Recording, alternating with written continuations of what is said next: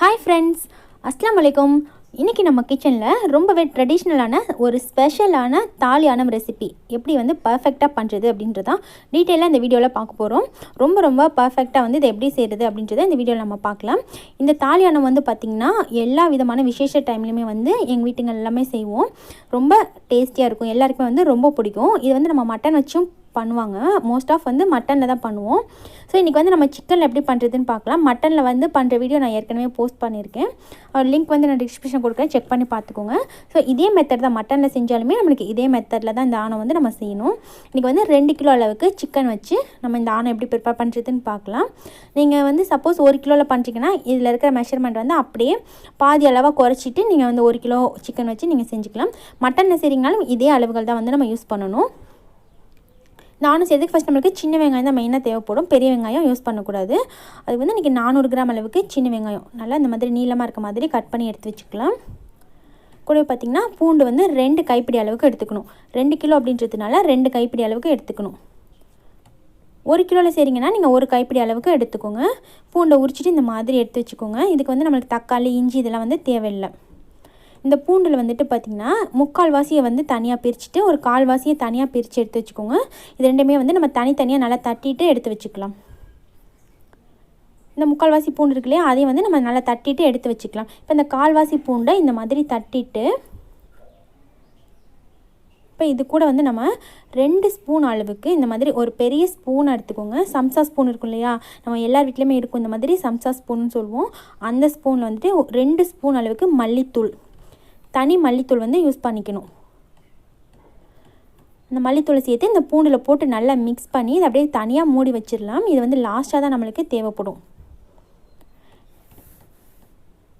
குழம்பு மிளகாய்த்தூள் அந்த மாதிரிலாம் எதுவும் யூஸ் பண்ணக்கூடாது. இது தனியாக மல்லி மட்டும் வறுத்துட்டு அரைப்போம் இல்லையா, அந்த மல்லித்தூள் மட்டும் இதுக்கு யூஸ் பண்ணணும். இந்த மாதிரி மிக்ஸ் பண்ணி தனியாக எடுத்து வச்சுக்கலாம்.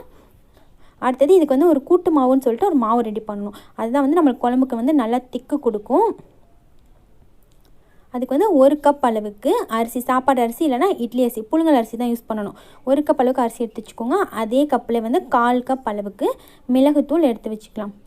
மிளகு எடுத்துக்கலாம். மிளகு எடுத்துகிட்டு நல்லா இந்த மாதிரி பேனில் போட்டு வறுத்து விட்டுக்கலாம். இந்த மாதிரி மிளகு வந்து நல்லா பொரிய ஆரம்பிக்கும். இந்த டைமில் வந்து தனியாக பிளேட்டில் மாற்றிட்டு இப்போ நம்ம எடுத்து வச்சுருக்கிற அரிசியை வந்து கொஞ்சம் கொஞ்சமாக சேர்த்துட்டு நல்லா பொரிஞ்சு வர மாதிரி வறுத்துக்கலாம். ஃபுல் ஃப்ளேமில் வச்சு இந்த மாதிரி நம்ம கலந்து விட்டுட்டே இருந்தோம்னா தான் அரிசி வந்து நல்லா பொரிஞ்சு வரும். சிம்மில் வச்சு நம்ம எப்போதுமே வந்து அரிசி வறுக்கக்கூடாது. பார்த்தோன்னா இந்த மாதிரி அரிசி நல்லா பொரிய ஆரம்பிச்சதுக்கப்புறமா இந்த மாதிரி கலர் வந்து கோல்டன் கலராக வரும். இந்த ஸ்டேஜில் வந்து ஒரு பிளேட்டில் மாற்றிக்கலாம். அதே மாதிரி வறுக்கும்பொழுது கொஞ்சம் கொஞ்சம் அரிசியாக சேர்த்து வறுத்திங்கன்னா நல்லா ஈஸியாக வந்து எல்லா அரிசியும் ஈவனாக உங்களுக்கு வறுப்பட்டு வந்துடும். இப்போ இது ரெண்டையும் ஒன்றா நல்லா மிக்ஸ் பண்ணி கொஞ்சம் சூடு ஆற வரைக்கும் வெயிட் பண்ணதுக்கப்புறமா ஒரு மிக்ஸி ஜாரில் போட்டு நல்லா பவுட்ரு பண்ணிவிட்டு ஃபைனாக நல்லா சளிச்சிட்டு எடுத்து வச்சுக்கலாம். இந்த பவுடர் வந்து நம்மளுக்கு எல்லாமே வந்து இன்றைக்கி செலவாகாது. மீதி இருக்கிறது வந்து நம்ம பாட்டிலில் போட்டு ஸ்டோர் பண்ணி வச்சிட்டோன்னா 1 வருஷம் வரைக்கும் கூட இது அப்படியே இருக்கும். இந்த குழம்பு நம்ம எப்போல்லாம் செய்கிறோமோ அப்போல்லாம் வந்து இந்த பவுடரை யூஸ் பண்ணிக்கலாம். நம்ம 1 டைம் ப்ரிப்பேர் பண்ணி வச்சுட்டா போதும், நம்ம அப்பப்போ ப்ரிப்பேர் பண்ணணும்னு அவசியம் இல்லை. இப்போ இந்த பவுடரில் வந்துட்டு இந்த மாதிரி ஸ்பூன் இருக்கு இல்லையா, அதில் வந்து 1 பெரிய ஸ்பூனில் இந்த 1.5 ஸ்பூன் அளவுக்கு 1 கிலோ கறிக்கு வந்து கரெக்டாக இருக்கும். இப்போ நம்ம 2 கிலோ கறி சேர்க்கறதுனால 3 ஸ்பூன் அளவுக்கு செல்லும். நான் வந்து தனித்தனியாக பிரித்து உங்களுக்கு போட்டு காமிச்சிருக்கேன். 1 கிலோக்கு வந்து 1.5 கரண்டி, அதே மாதிரி இன்னொரு கிலோக்கு 1.5 கரண்டி அந்த மாதிரி போட்டு காமிச்சிருக்கேன். அதுக்கப்புறமா இது கூட வந்துட்டு அதில் பாதி அளவுக்கு இப்போ நம்ம இடியாப்ப மாவும் சேர்த்துக்கணும். அரிசி மாவு, இடியாப்ப மாவு வீட்டில் இருக்கும் இல்லையா, அந்த மாவு வந்துட்டு நம்ம கூட்டு மாவு எவ்வளோ சேர்க்குறோமோ அதில் பாதி அளவுக்கு இடியாப்ப மாவு சேர்த்துக்கணும். 3 கரண்டி அளவுக்கு நம்ம கூட்டு மாவு சேர்த்துருக்கோம். அதில் பாதி 1.5 ஸ்பூன் அளவுக்கு வந்து பார்த்திங்கன்னா இந்த இடியாப்ப மாவையும் சேர்த்துட்டு இது கூட ஒரு 1/2 லிட்டர் அளவுக்கு தண்ணி சேர்த்து இதை வந்து நல்லா மிக்ஸ் பண்ணி வச்சுக்கலாம். இந்த மாதிரி கட்டிங்லாம் இல்லாமல் நல்லா வந்து இந்த ஸ்மூத்தாக வந்து இதை மிக்ஸ் பண்ணி இதையுமே தனியாக எடுத்து வச்சிடலாம். இந்த மாதிரி ப்ரிப்ரேஷன்லாம் பண்ணிட்டோன்னா அதுக்கப்புறமா நம்ம ஆணம் தாளிக்கிறது ரொம்ப ஈஸியாக இருக்கும். நம்மளுக்கு ரொம்ப சீக்கிரமாக செஞ்சு முடிச்சிடலாம். இப்போ பாத்திரம் அடுப்பில் வச்சதுக்கப்புறமா இது கூட ஒரு 4 டேபிள் ஸ்பூன் அளவுக்கு ஆயில் சேர்த்துக்கலாம். கூட ஒரு 2 டேபிள் ஸ்பூன் அளவுக்கு நெய் சேர்த்துக்கலாம். சேர்த்துட்டு இது கூட ஒரு 4 பெரிய துண்டு பட்டை வந்து சேர்த்துக்கலாம். கூடவே ஒரு 6 போல் கிராம்பு சேர்த்துக்கலாம். சேர்த்துட்டு 1.5 டீஸ்பூன் அளவுக்கு வெந்தயம் சேர்த்துக்கலாம். 1.5 டீஸ்பூன் அளவுக்கு ஜீரகம் சேர்த்துக்கலாம். இது எல்லாமே சேர்ந்து எண்ணெயில் நல்லா பொரிஞ்சு வரணும். நல்லா பொரிஞ்சதுக்கப்புறம் இதுக்கு நம்ம ஃபஸ்ட்டு 3/4 பூண்டு தட்டி வச்சுருந்தோம் இல்லையா தனியாக, அந்த பூண்டு வந்து இது கூட சேர்த்துடலாம். ஃபஸ்ட்டு எண்ணெயில் சேர்த்து லைட்டாக ஒரு 2 நிமிஷம் மட்டும் வறுத்து விட்டுக்கலாம்.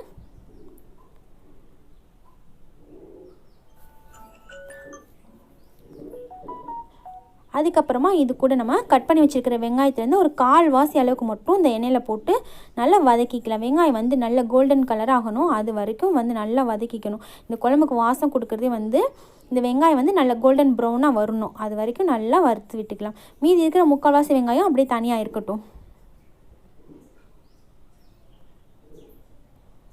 இது போல் நல்லா வதக்கினதுக்கப்புறம் பாருங்கள், இந்த அளவுக்கு வந்து கலர் நல்லா சேஞ்ச் ஆகி வந்திருக்கு. இது வந்து இந்த மாதிரி நம்ம தாளிக்கும் பொழுதே வந்து நல்ல வாசனை வரும். இந்த அளவுக்கு வந்ததுக்கப்புறமா நம்ம எடுத்து வச்சுருக்கிற சிக்கன் வந்து சேர்த்துக்கலாம். ஸோ சிக்கனாக இருந்தாலும் சரி, மட்டனாக இருந்தாலும் சரி, நம்ம தாலியானம் செய்யும்பொழுது எலும்போடு இருக்க மாதிரி சிக்கனோ இல்லை மட்டனோ சேர்த்தோம்னா தான் இந்த ஆணம் வந்து நல்ல டேஸ்ட் கொடுக்கும். அதே மாதிரி கொஞ்சம் கொழுப்பு கறியாக இருக்க மாதிரியும் சேர்த்தோம்னா நல்லாயிருக்கும். சிக்கன் சேர்த்துட்டு இந்த மாதிரி நல்லா மிக்ஸ் பண்ணி விட்டுக்கலாம். ஃபுல் ஃப்ளேமில் வச்சுட்டு நல்லா மிக்ஸ் பண்ணி விட்டுக்கலாம். சிக்கன்லேருந்து வந்து உங்களுக்கு நல்லா தண்ணி ரிலீஸ் ஆகி வரும், அந்த தண்ணியில் வந்து நம்மளுக்கு சுண்டி வரணும். அதனால் ஃபுல் ஃப்ளேமில் வச்சு நல்லா வதக்கி விட்டுக்கலாம். இப்போ இது கூட இந்த சிக்கனுக்கு தேவையான அளவுக்கு உப்பு சேர்த்துக்கலாம். கல் உப்பு சேர்த்துக்கோங்க. 1/2 டீஸ்பூன் அளவுக்கு மஞ்சள் தூள் சேர்த்துட்டு 3 டேபிள் ஸ்பூன் அளவுக்கு மிளகாய் தூள் சேர்த்துக்கலாம். மிளகாய்த்தூள் உங்களுக்கு காரத்துக்கு தகுந்த மாதிரி கொஞ்சம் கூட குறைச்சி நீங்கள் பார்த்து அட்ஜஸ்ட் பண்ணி சேர்த்துக்கோங்க. அப்புறமா இது கூட 1/2 டேபிள் ஸ்பூன் அளவுக்கு ஜீரகம் வந்து இந்த மாதிரி கை வச்சு நல்லா கசக்கிட்டு அதுக்கப்புறமா சேர்த்துக்கணும். அப்போ தான் வந்து நல்ல வாசனையாகவும் டேஸ்ட்டாகவும் இருக்கும். ஃபஸ்ட்டு நம்ம தாளிக்கும் போது கொஞ்சமாக ஜீரகம் சேர்த்தோம். இப்போ இந்த டைமில் வந்து பச்சையாக வந்து ஜீரகத்தை இந்த மாதிரி கசக்கிட்டு சேர்த்துக்கணும். அதுக்கப்புறமா மீதி இருக்கிற வெங்காயத்தையும் அப்படியே ஃபுல்லாக இதிலே சேர்த்துடலாம்.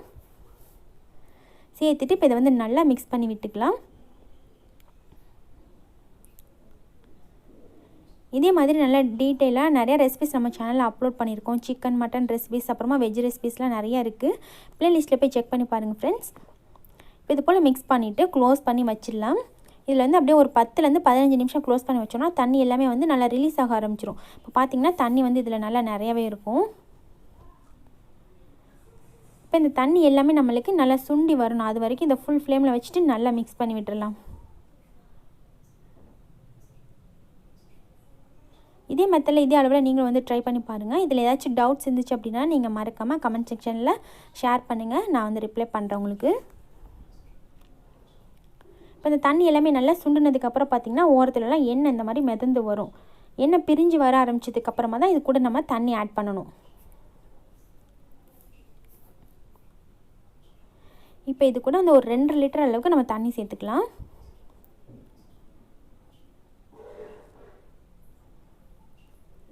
தண்ணி சேர்த்துட்டு இது போல் நல்லா மிக்ஸ் பண்ணிவிட்டு தண்ணி நல்லா கொதித்து ஒரு 5 நிமிஷத்துலேருந்து ஒரு 10 நிமிஷம் வரைக்கும் சிக்கன் வந்து நம்ம வேக விட்டுக்கலாம். ஏற்கனவே அந்த தண்ணி சுண்டுற டைமில் உங்களுக்கு சிக்கன் வந்து ஒரு பாதி அளவுக்கு வெந்து வந்திருக்கும். இன்னும் கொஞ்சம் நல்லா வேக விட்டுக்கலாம். இப்போ மிக்ஸ் பண்ணிவிட்டு க்ளோஸ் பண்ணி வச்சிடலாம்.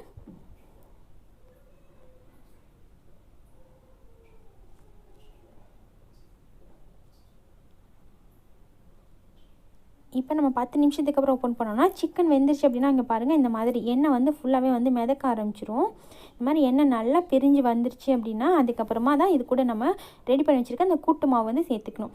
கூட்டு மாவு நம்ம தண்ணியில் சேர்த்துட்டு நல்லா மிக்ஸ் பண்ணி வச்சுருந்தோம் இல்லையா, அந்த மாவு வந்து இதில் சேர்த்துக்கணும்.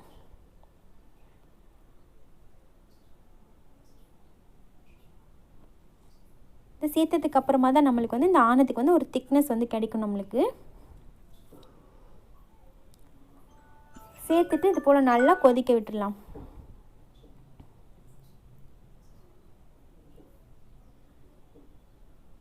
நல்லா இந்த மாதிரி ஒரு 2 நிமிஷம், ரொம்ப நேரமும் கொதிக்க தேவையில்ல, ஒரு 2 நிமிஷம் நல்லா கொதிச்சிச்சுனாலே போதும். நல்லா இது மாதிரி கொதிச்சதுக்கப்புறம் ஸ்டவ்வை வந்து நம்ம சிம்மில் வச்சிடலாம்.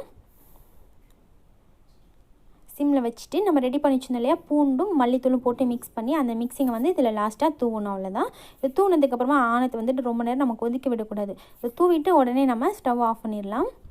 நம்ம சாப்பிட்றதுக்கு ஒரு 1/2 ஹவருக்கு முன்னாடி இந்த ஆணத்தை வந்து ப்ரிப்பேர் பண்ணி இறக்கி வச்சிடணும். அதுக்கப்புறமா எடுத்து சாப்பிட்டோம்னா தான் நல்லா டேஸ்ட்டாக இருக்கும்.